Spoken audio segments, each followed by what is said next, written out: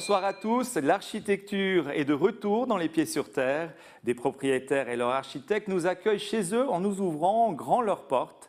5 d'entre eux nous invitent dans les coulisses des maisons familiales qu'ils ont réalisées. L'occasion pour nous de comprendre le rôle et le travail de ces créateurs d'espace. Vivre en ville, mais au milieu du vignoble sierrois, c'est le choix de Florence et Patrick. Lui, architecte et époux, elle, maître de l'ouvrage, le couple Rengli a osé l'aventure. Après avoir traduit les diverses fonctions de la maison, ils ont choisi le béton apparent qui devient matière palpable au même titre que les subtils jeux de lumière.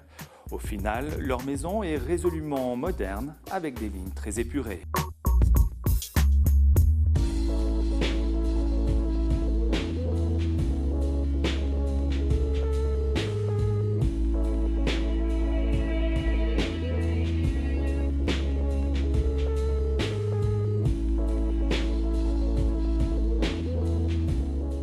Au début, c'est la chance de trouver une parcelle sur les Hautes-Sierres avec une vue magnifique sur les châteaux et puis sur les Alpes valaisannes.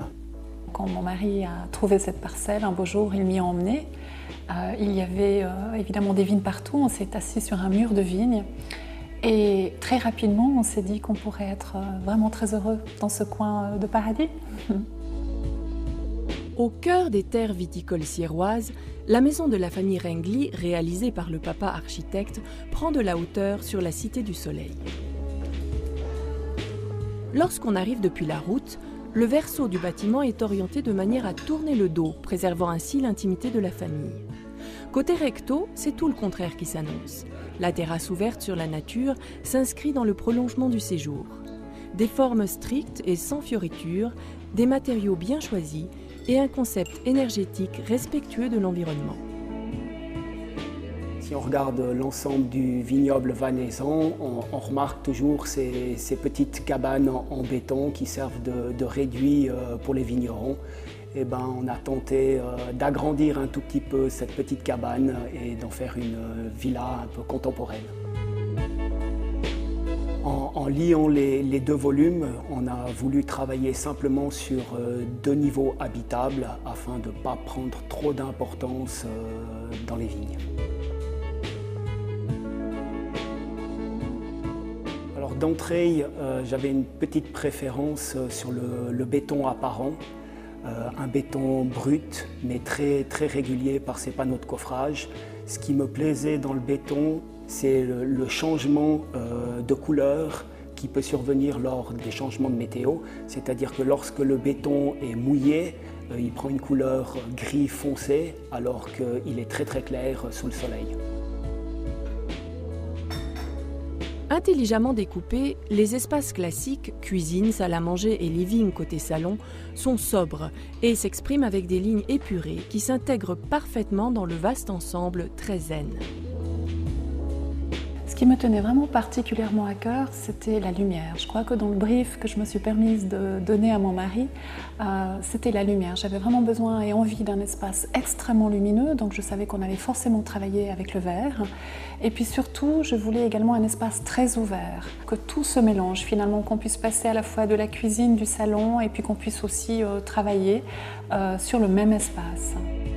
Les baies vitrées prolongent les pièces vers l'extérieur. Le tout communique intimement avec le paysage et le jardin.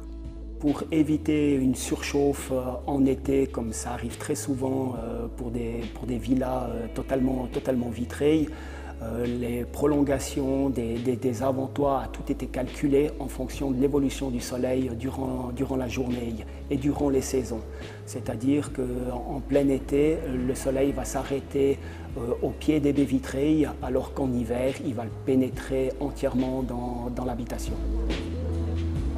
J'ai voulu laisser un tout petit peu le jardin s'agrandir ou se développer d'un point de vue aléatoire. C'est pour ça que voilà, les bordures en pavé donnent certaines courbes. Et puis les différentes essences, que ce soit indigènes ou un petit peu exotiques, évolueront avec le temps de façon aléatoire. L'escalier en chêne constitue le trait d'union entre le premier volume à l'étage et les fonctions privées de la maison. Ici, l'intégration d'un espace de rangement à proximité de l'escalier joue le rôle de rambarde de sécurité. Bien, je dirais que c'est une maison effectivement extrêmement lumineuse, extrêmement zen. Je trouve que dans tous les choix que nous avons effectués, nous avons recherché finalement cette sobriété qui dégage, de par ce fait, beaucoup de calme, beaucoup de zénitude.